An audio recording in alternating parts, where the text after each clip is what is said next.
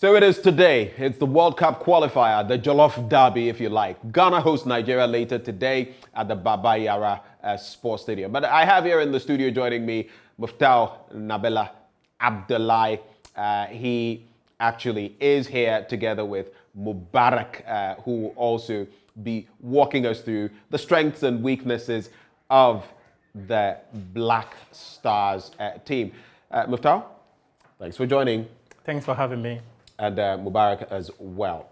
Now, we'll also go to Kumasi, where there's a lot we'll be bringing you from the Baba Yara Sports Stadium.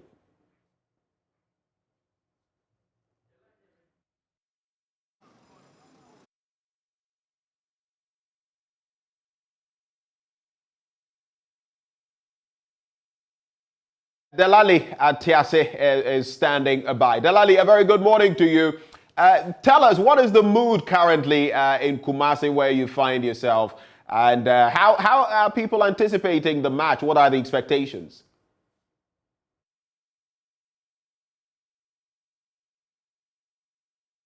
All right, so we are here at the Baba Yara Sports Stadium in Kumasi. We've got just about some 8-10 hours to the game.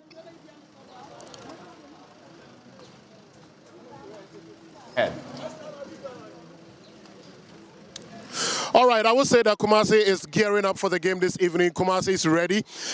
We are currently here at the Baba Yara Sports Stadium, and I can tell you that even already before 9 a.m., traffic has started to mount here at the Baba Yara Sports Stadium. For what reason? It's just because of the Black Stars game. Those who are selling paraphernalia are already set up here at the Baba Yara Sports Stadium. And I should also say that the media, our colleagues from other radio stations are also set up in here. And so it tells you that, yes, it's going to be a big one. People are getting ready. Food vendors are getting ready, already having their setup. Kebab sellers are having their setup in here. The security are already in here at the Baba Yara Sports Stadium. The sniffer dogs are here. The policemen are ready. We know that some military men will also be joining in the course of the day. And so that's how the story is here at the Baba Yara Sports Stadium. It's early days yet, but I should say that from what I've seen this morning, it tells you that we are in for a big game. We are expecting that we'll have about 37 to 38,000 people in the Baba Yara Sports Stadium arena to support the Black Stars to victory later tonight.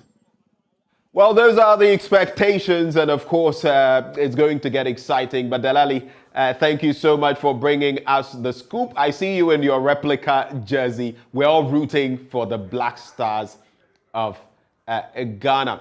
But maybe before you move on, Delali, it will be interesting to see whether you can interact with some of those around you. Let's gauge the mood from them.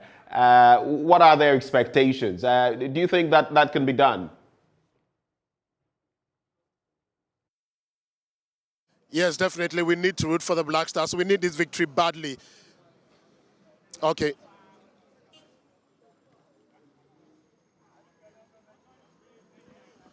All right. We'll be doing that in a minute. Boss, hello.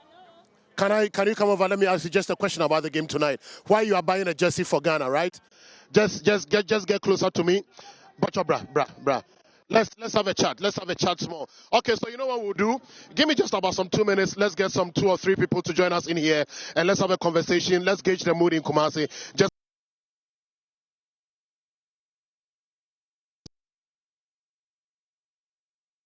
here into the studio, and so Muftau, here we find ourselves. It's D-Day. Yeah. Ebebo, Abba. A big night.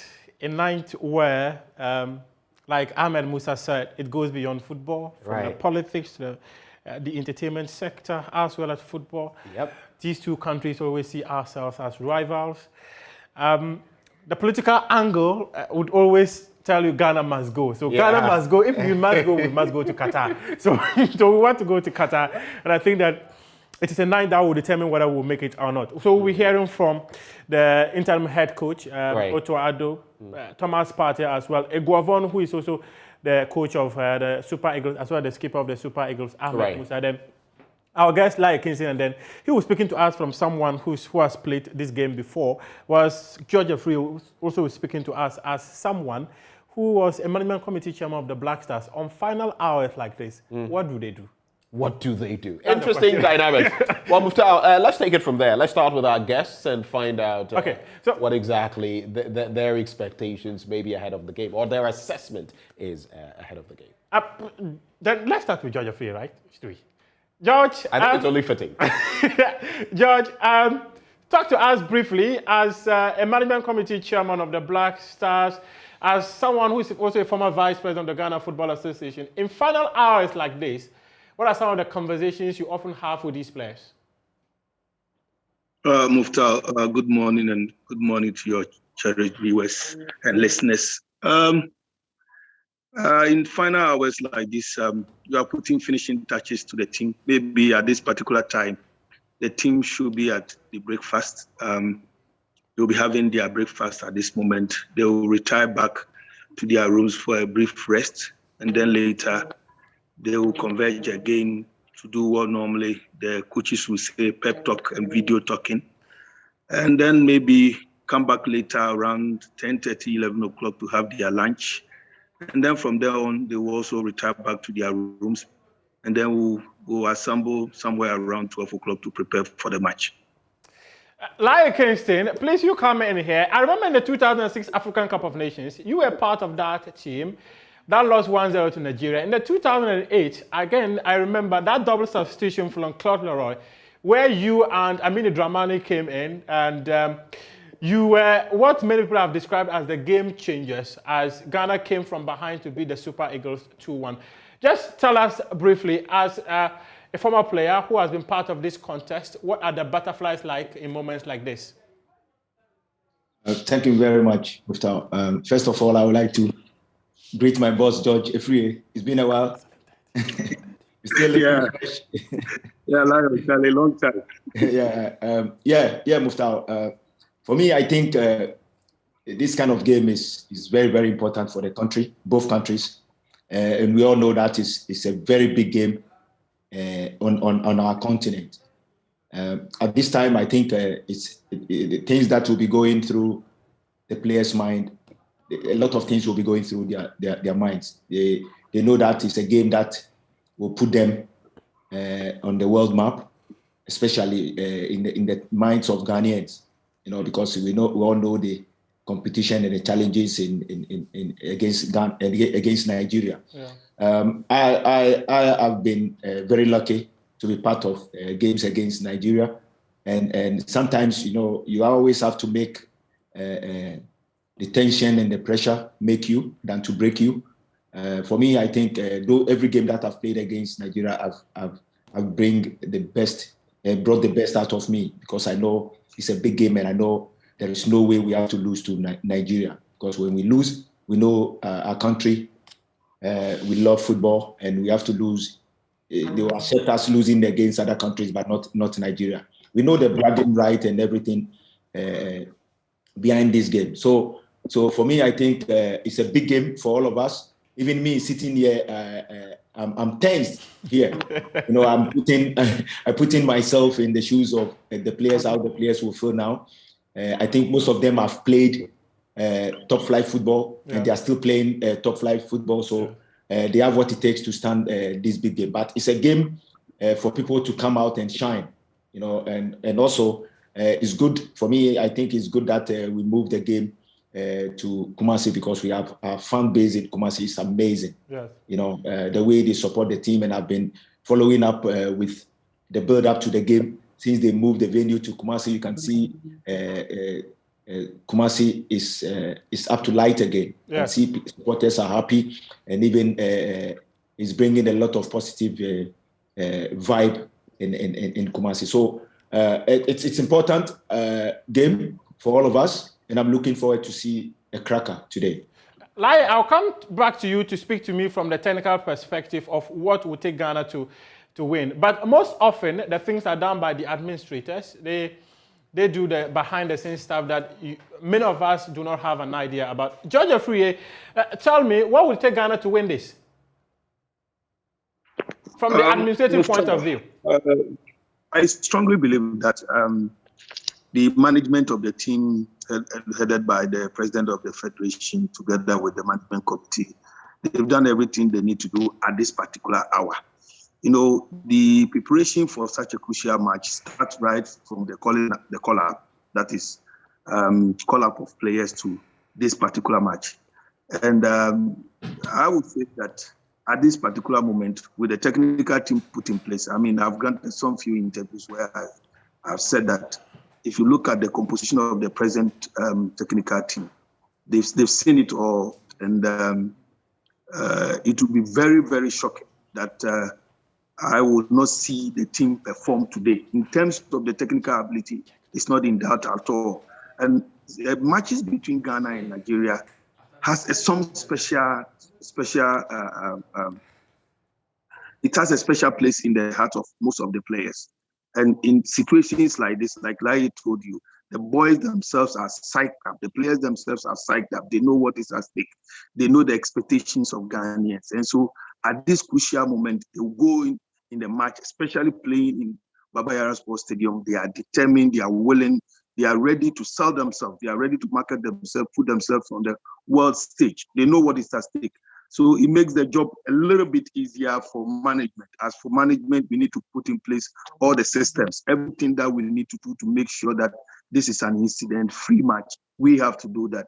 And at this present moment, I'm sure for all the indications and from all the news that coming from Kumasi, it means that we've put the Baba Yara scare behind us, because initially those who were the scare. Will Baba Yara be ready for the match? Now it is clear. It's been given a clean bill of health that Baba Yara is ready to host the match. So at this moment, the more rest, everything rests more on the players. And I have every confidence that with the kind of team in place at the moment, it is true, yes, we'll be mixing one man. And I mean, Andre Dede Ayew. We know big games like this always need big players who will step at the plate and say that, look, this is my game. His father did it.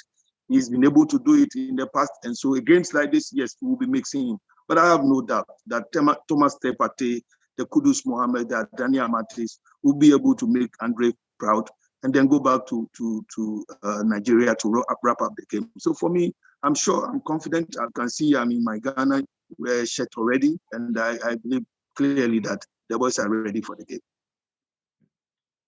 Ghana. George, just hold for us, and Laia Kingston as well. Just hold for us. We'll be right back to you. But let's go back to the Baba Yara area in Kumasi. In fact, we have Delali Atiase there. He's going to be engaging a few people on what their expectations are ahead of tonight's match. Delali, if you can hear me, let's hear from some of these people and what they've been sharing with you.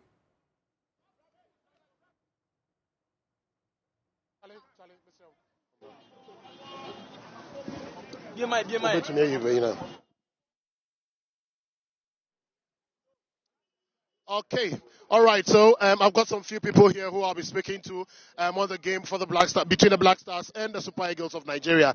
You tell me, are you coming to watch the game today? Yeah, sure. I'm coming to watch the game today. Yeah, this evening as well. And what are you expecting from the Black Stars? Thank you very much.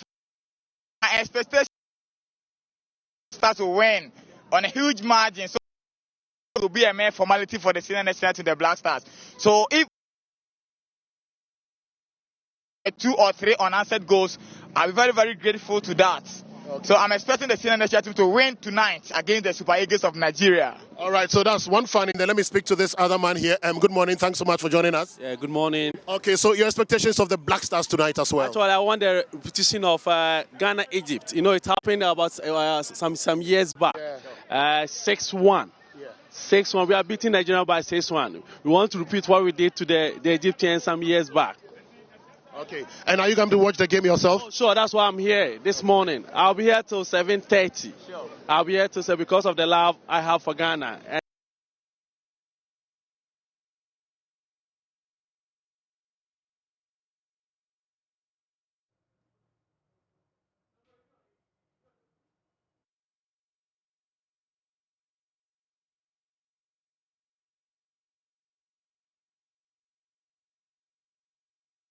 Mujide say 2 goals there. Obu baby awu. Adamu kon.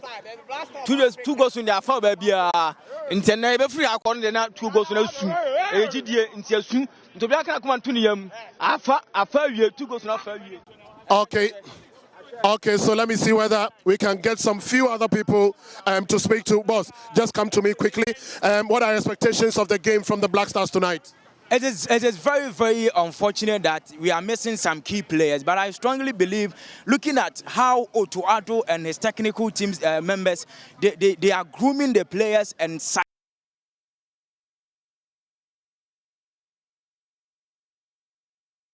line that campaign. Ghana must be there. Ghana must be there. I believe with this idea and with this campaign, boss, Ghana needs to win in this particular encounter. But do you sincerely think that Ghana has what it takes, our current team, to beat the Super Eagles?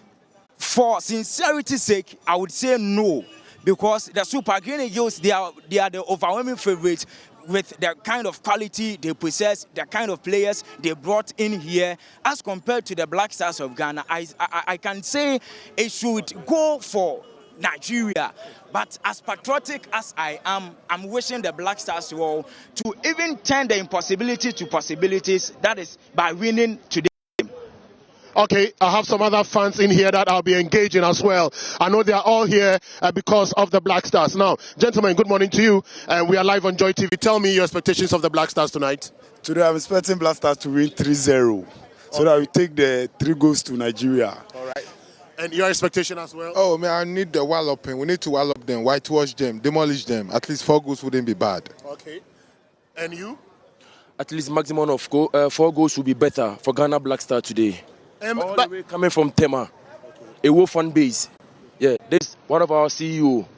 So we are coming to support the Black Star to win 4-0 against the Super Eagles of Nigeria.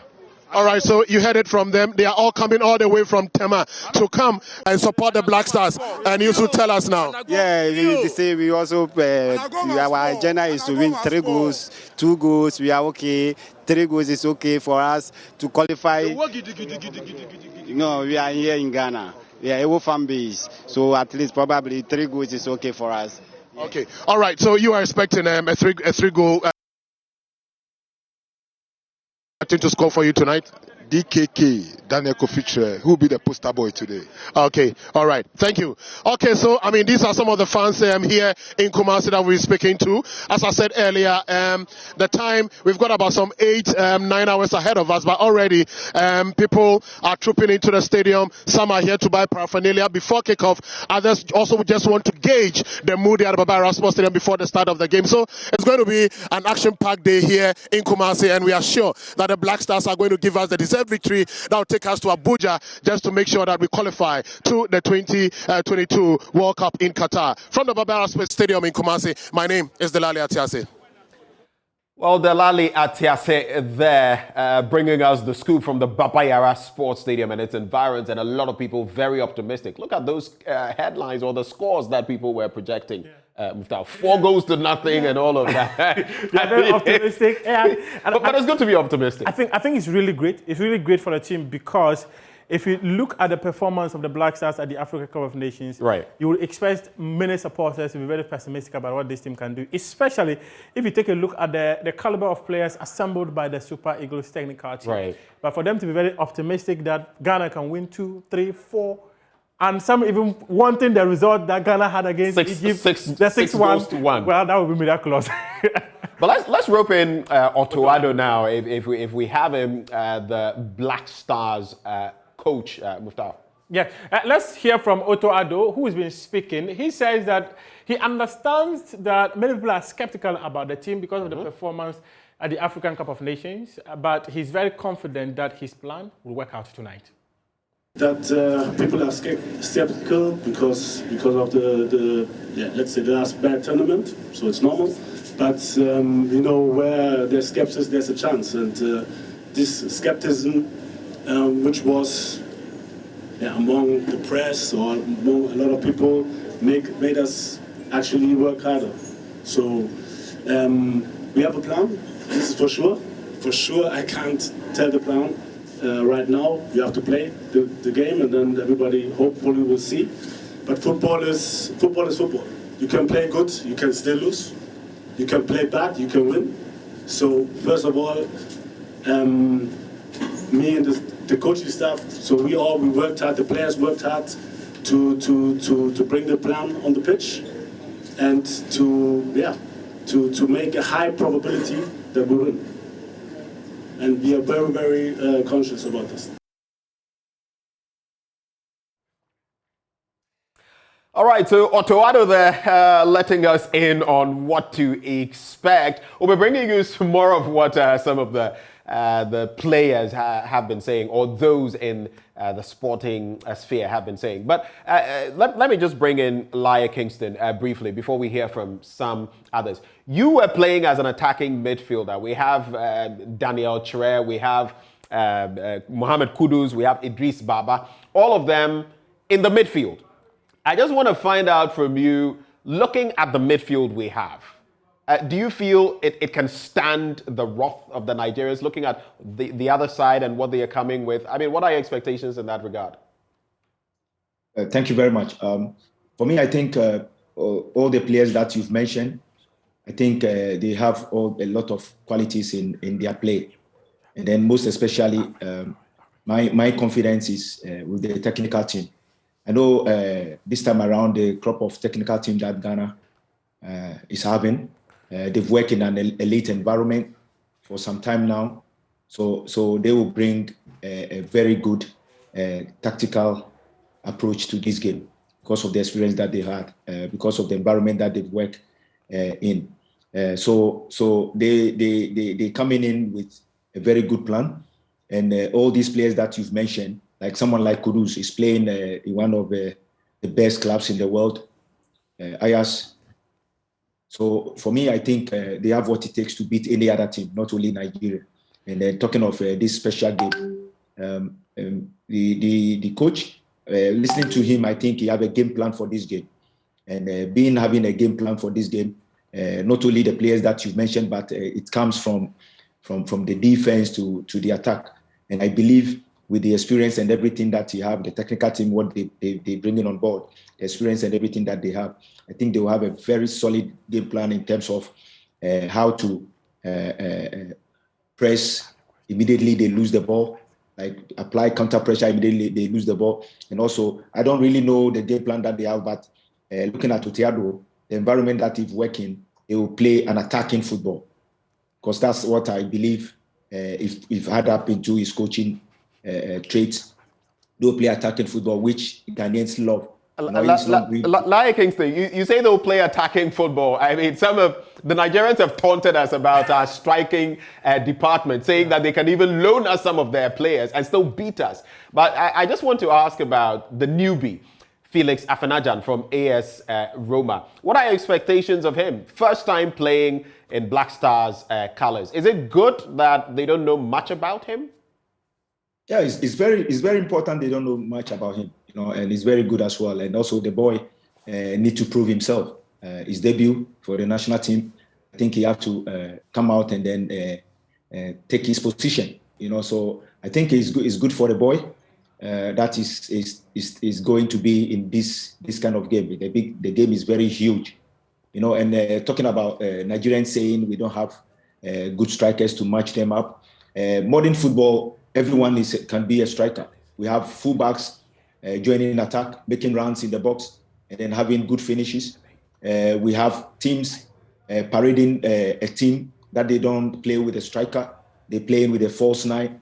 It's all about what the coach believes in, and the coach selling what he believes in to the players, and the players buying into it, and then gelling up together. So, you speak to us as two in one, someone with a technical brain and someone who has played the national team before. And let's hear from Thomas Partey, and I'll come back and ask you a question that Thomas Partey will be making a comment on. Let's hear from Thomas Partey.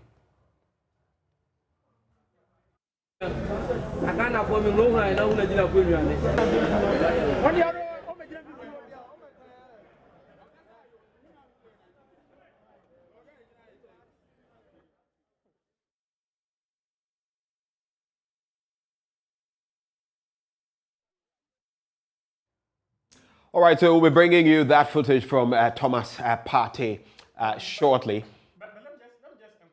Laia Kingston. And let me just tell you what Thomas Partey was saying. Thomas Partey was saying that he understands the atmosphere around the team is not too great because of the performance they witnessed during the African Cup of Nations. You also heard Otoado also talk about how skeptical people are about this team. Lions, speak to us. Is this a plus or a minus for the team? I will say it's a minus for people to think that way, you know. But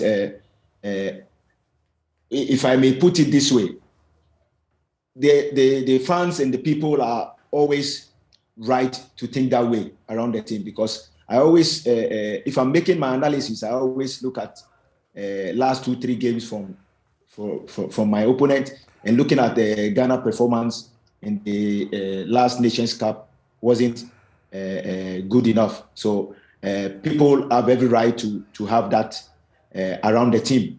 And it's good for them to have that around the team, and I think that will bring the best out of the technical team and then the players, because I keep mentioning the technical team because the confidence I have behind them is the education that they've had, is the education that the technical team have had throughout their coaching career. I think is very positive for everyone. And if you listen to Otto, you can see that Otto have so much confidence in what he have given to the players at this moment. Yeah. So he keeps saying that he have confidence in the players, and he believe whatever they've worked in during training, you will see that in the game. That's a very good point.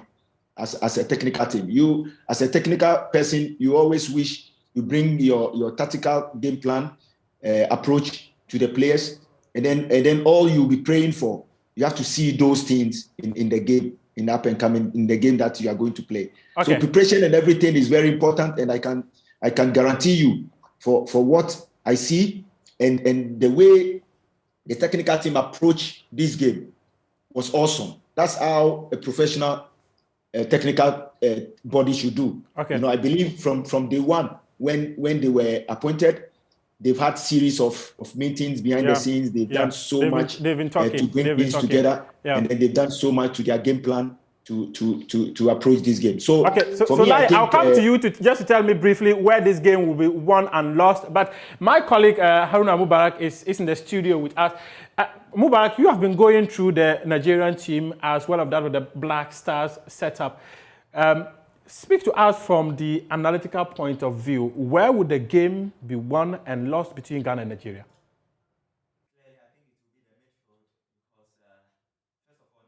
Start with Nigeria. They are dependable midfielder in Wilfred Ndidi is out.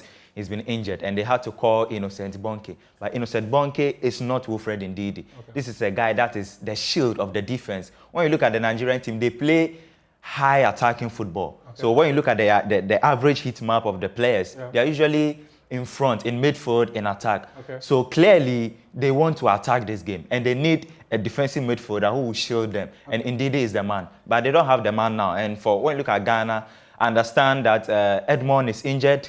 Baba Idrisu, I'm not sure how fit he is. But if he is fit, and with the likes of Thomas Partey and Mohamed Kudus, we should be able to dominate them in that role. So, would you suggest that we should have a Partey and a Kudus upfield with Idrisu as the shield man? Yes, because you are playing against a very attacking team. Let me put it that way. When you look at their squad, they have about 9 forwards. Yeah. Chikwueze, the likes of Osimhen, Odion Igalo, Ahmed Musa. Simon. So many players, and they can decide to change the dimension and the dynamism of their play. So we have to get a defensive midfielder that would cover the defense. Then Partey with the role of carrying the ball forward. Mohamed Kudus, we know how technical he is. He's shown it so many times. Yeah. When we have this midfield, I think we stand a chance. You heard like Quincy talk about us playing attacking football. And you talk about how Nigerians too are very good upfield. Tell us, isn't it very risky for Ghana to go upfield, considering the strength of the Super Eagles? Is that not going to open us up, especially to counter-attack? I mean, because once you go forward, you expose yourself at the back. Play an attacking football. Yeah. But this midfield would enable us to stifle the midfield of Nigeria. Yeah. That's the point I'm making. We can't play attacking football against Nigeria, because when you look at our record, our defense is not good. Okay. We don't have a solid defense. They don't equally have a good defense. It doesn't matter, but they have a better attacking players. We don't. all our attackers, we've scored 9 goals, 7 assists. They have over 30 goals this season. We can't compare ourselves against Nigeria. So we have to be pragmatic. That is being realistic. We can't match Nigeria boot for boot in terms of quality. So if you were to be in the shoes of Otoado, give us your lineup. This is very difficult, but I would prefer Richard Ofori to be in post because he's done it. He's played so many AFCONs. I'll play Richard Ofori at right back. You see, for including Dennis Odo in the squad, clearly he has something to offer. Yeah. So I've seen Yadom, his marauding runs is not so encouraging. Just speak it this way. Just speak it without going into detail. Richard Ofori, Dennis Odoy, Alexander Jiku, Daniel Amate, the left back, Ara Gideon Mensah, or Dennis Kosa. Yes, he has impressed me a lot. You prefer Dennis Kosa. In midfield, Baba Idrisu, Thomas Partey, as well as Mohamed Kudus. Then when we go upfield, we'll have Joseph Pinso, Fatah Isaku on the flanks, either Jordan or Afinajan leading the attack. I don't want to start Isahaku. He's a very good player, but I feel it's good to start him from the bench. I will start Jordan Ayew because when you look at the heat map of Jordan, he's usually on the right-hand side. But he doesn't score. He doesn't score. So right-hand side is to enable him dribble and then give us crosses. Exactly. So that we have a Fenajan. If you're giving the crosses, who not don't let it go? Fenajan should be able to do that. Please, do we have Georgia Free back with us? He just sent me a message that he's joining us back. If Georgia Free is not ready, let's hear from Lai Kingston. Lai Kingston, where would this game be won and lost? First of all, you know, I respect the gentleman's opinion. Yeah. But for him to say we cannot match Nigeria, I can't boot to boot. I would not agree with him. I think, Lai, what he's saying is that when you peg the players, when you look at the quality of the squad we have now, the times when we had Michael Essien and the Sule Muntaris and the rest, I absolutely including yourself, on the BBC, and you, are no longer the case. I mean, our squad now, if you peg them man for man, it is not a very balanced game. Yeah, I think that's where he's coming from. I know, I agree with you, but we have to look at the teamwork perspective. Yeah. You know, looking at now football is played as a team, and then looking at it, for me, the reason why I said if we play attacking football will help us is if you're attacking well and your counter pressure is very solid, threatening opponent's box, I think you can control the game throughout. So if we attack and our counter pressure is very solid, I think we can cause Nigeria problems. If you come to defense, but now modern football have become either you are threatening opponent box, you have a very solid transition, either defensive or attacking, and then defending your box very, very well. So if you have a very good tactical game plan to every game, I think you can match everything boot to boot. But hey, I understand that Nigerian players are doing very, very, very well now in their various clubs, but Ghana Nigeria is always. Like you actually said they are more organized than us. If I say that, if I may say that, it will be like the performance they put up in the Nations Cup. Yeah. I think they did very well in the Nations Cup. You can see their wide player Simon is threatening, very threatening on the wide areas. He runs in behind, is threatening as well. So looking at their front three, I think they have a very sharp players. But like I said, as a technical person, you have to believe in what you are bringing on board and let the day take care of itself. Lai, a quick one. On the back of the history, Ghana-Nigeria history in terms of football, do you think, even as they have performed in the last Nations Cup, do you think they are overconfident and that could be their undoing? Because from their sports minister to the coach to everybody is saying they are going to whitewash us. Do you think the Nigerians are overconfident? I don't think so. I don't think they are overconfident because they know they have so much respect for Ghana as well. You know, all these talks and back and forth is more of a mindset game they are playing. You know, they know what we can do. We all know that the time that they have a solid team, you have Terrible West, they have Wanku Kano. They came to Ghana and then we matched them up with Accra Suffolk. You know, so they know Ghana Nigeria games are very crucial. So they will say all these things that they are saying, but they know they are going to face a tough side as well. Okay, they're going to face a tough side. You heard Ben talk about Eguavoen. Let's hear from Eguavoen briefly. just before we wrap up with the conversation, he says that their mission in Ghana is to qualify for the World Cup.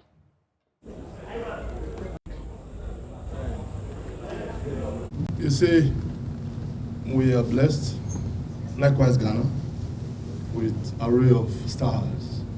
So anybody that has a chance to play for Nigeria or coach Nigeria will see it as a privilege and not a right. So Innocent Bonke coming in to replace Wilfred Ndidi, that does not tell you that he will start tomorrow. We have a lot of players. We came in with 24 players, and tonight we have the starters in our chest. We can't tell you if Innocent Bonke is starting or not, but the good thing is he's got talent, he's playing well, week in, week out in his club in France. So we're happy and very ready to go.